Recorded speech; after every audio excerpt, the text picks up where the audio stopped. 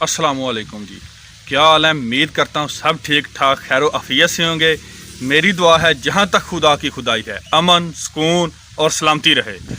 Basically कल मैं अपनी एक भैंस को कुछ दवाई पिला रहा था मेडिसन, तो उसको भी अथू लग गया। तभी मेरे जहन में आया कि मैं ऐसा नुकसान और कोई भाई भी ना कर ले तो सब दोस्तों के साथ शेयर कर दूं कि आपके जानवर को अथू ना लगे। आप जब भी दवाई पिलाएं कोई चीज़ तो एहतियाती तदाबीर कुछ मैं आपको बता दूंगा, उस पर आप अमल लाजमी करें। मुझसे गलती हो गई थी तो मैंने कहा दूसरे भाइयों को भी बता दूं ताकि और किसी से गलती ना हो कि जानवर को अथू क्यों लगता है, उसकी वजूहात क्या होती हैं और अथू लगने से बचाने के लिए एहतियाती तदाबीर क्या होती हैं। आप इस चैनल पर पहली दफ़ा आए हैं तो चैनल को सब्सक्राइब कर लें और घंटी के बटन को दबा लें ताकि मेरी आने वाली हर मालूमाती वीडियो आप तक पहले पहुंच सके और आप इससे इस्तेफादा हासिल कर सकें। और हो ज़्यादा से ज़्यादा इस वीडियो को शेयर करें ताकि दूसरे लोगों तक पहुंचे और दूसरों का भी फ़ायदा हो सके। तो आते हैं अपनी वीडियो की टॉपिक की तरफ। इस मौजू पर मैंने बात करनी है वो है जानवर को अथू लगना, यानी कि सांस की नाली में तेल या माया चीज़ चली जाए तो जानवर को अथू लगता है। और अथू लगने से आपके जानवर का बहुत ज़्यादा नुकसान भी हो सकता है। तो इसलिए मैं जो है आपके साथ इसके तदराक और अगर अथू लग जाता है तो उसका इलाज, ये सारी चीज़ें स्टेप बाय स्टेप आपके साथ शेयर करूँगा। सांस की नाली में दवाई तेल या माया चीज़ चली जाए तो अथू लग जाता है। तो इसकी मैं आपको जानवर को तेल या कोई माया या कोई दवाई पिलानी हो तो उसकी एहतियाती तदाबीर आपको बता देता हूँ। आपने इस चीज़ का बहुत ज़्यादा ख्याल रखना है। जानवर को सामने वाले दांतों की तरफ से दवाई कभी भी नहीं पिलानी। हमेशा दवाई एक साइड से जानवर के मुंह में डालें। दूसरा, इस बात का बहुत ज़्यादा ख्याल रखें कि दवाई कभी भी एकदम नहीं पिलानी। जानवर को मौका दें कि वो दवाई को खुद पी जाए। और इस बात का बहुत ज़्यादा ख्याल रखें कि आपकी नाल या जिस बोतल वगैरह से आप दवाई पिला रहे हैं उसका साइज़ इतना हो कि जानवर के मुंह में आसानी से आ सके। जिस जानवर को नाल या दवाई की आदत ना हो इसका तो बहुत ही ज़्यादा ख्याल रखें, क्योंकि जानवर डर जाता है और मज़ाहमत करता है। बहुत ज़्यादा हमें ज़ोर लगाना पड़ता है जानवर का मुंह पकड़ने के लिए, और जानवर भी बहुत ज़्यादा जो है वो तंग करता है, बहुत ज़्यादा मज़ाहमत करता है।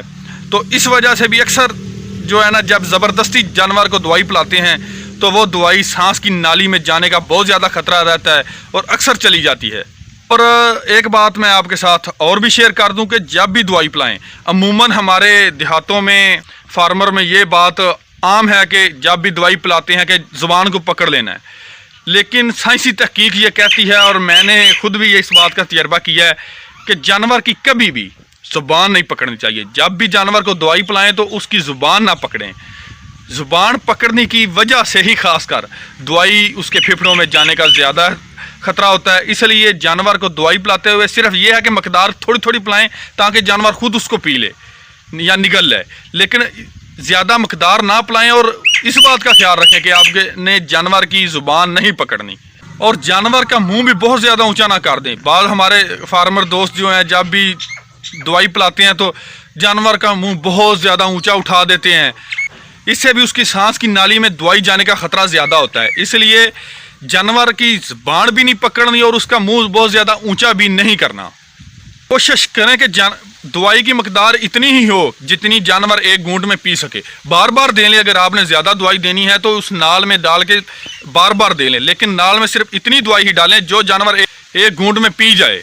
जो जानवर मज़ाहमत करता है इसकी वजह से वो बहुत ज़्यादा उसको सांस आ जाता है, हाँफ रहा होता है, हम दवाई दे देते हैं और जब हम ऊपर से दवाई देते हैं तो उसके सांस की नाली में चली जाती है। इस बात का ख्याल रखें कि जानवर को ज़्यादा सांस ना फुलाओ, जानवर बेहाल नींद होश ना हो, जैसे सूतक के बहार में या कैल्शियम की कमी की वजह से। मर्ज़ की शिद्दत इस बात पर मुनहसर है कि जानवर के फेफड़ों में और क्या चीज़ गई है, कितनी मकदार में गई है और इस चीज़ से जानवर के फेफड़ों को कितने % मुतासर किया है, कितना नुकसान हुआ है। कितनी जल्दी इस मसले को समझा गया और इलाज शुरू किया गया, उतनी ही जल्दी आप जो है नुकसान से बच सकेंगे। और एक और बात कि अक्सर दवाई देते हुए अगर हमारे जानवर की सांस की नाली में दवाई चली भी जाए तो हमें पता नहीं चलता وہ کھانستا ضرور ہے لیکن ہم بس کہہ دیتے ہیں وہ ہمارے ایک عام ہے کہ اس کی دم کو تھوڑا سا کھینچ دو تو ٹھیک ہو جائے گا، مطلب ہم اس کو زیادہ سیریس نہیں لیتے۔ سچی بات تو یہ ہے کہ شدید مرض میں جانور کو بچنا بہت مشکل ہو جاتا ہے۔ اگر اتھو بہت زیادہ لگ جائے، بہت سخت والا لگ جائے اور مرض شدت ہو جائے، زیادہ مقدار دوائی کی پھپھڑوں میں چلی جائے تو جانور کا بچنا بھی مشکل ہو جاتا ہے۔ اگر تھوڑی مقدار میں کوئی چیز پھپھڑوں میں گئی ہے اور علاج جلدی شروع کر دیا ہے تو جانور ٹھیک ہو سکتا ہے۔ اگر علاج دیر سے شروع کیا ہے اور جانور کے پھپھڑوں میں دوائی کی مقدار بھی زیادہ گئی ہے اور پھپھڑے زیادہ متاثر ہو گئے ہیں تو پھر جانور کے لیے بچنا مشکل ہو جاتا ہے اور اس پر ہمارا میڈیسن پر خرچہ بھی زیادہ آتا ہے اور بہت زیادہ شدید نقصان ہوتا ہے ہمارے جانور کا۔ اور یہ بات واضح کر دوں کہ ترقی یافتہ ممالک میں بھی اس کا علاج مشکل ہے۔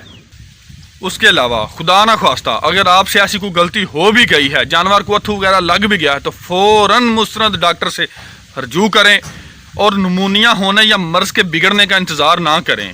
مرض زیادہ بگڑ گیا تو جانور کے لیے زیادہ تکلیف دہ ہوگا۔ ایسی صورتحال میں کثیر مقدار میں اینٹی بایوٹک سوزش کم کرنے والی ادویات کا استعمال ہوتا ہے اور جانور کو بوتل یا ڈرپ بھی لگ سکتی ہے۔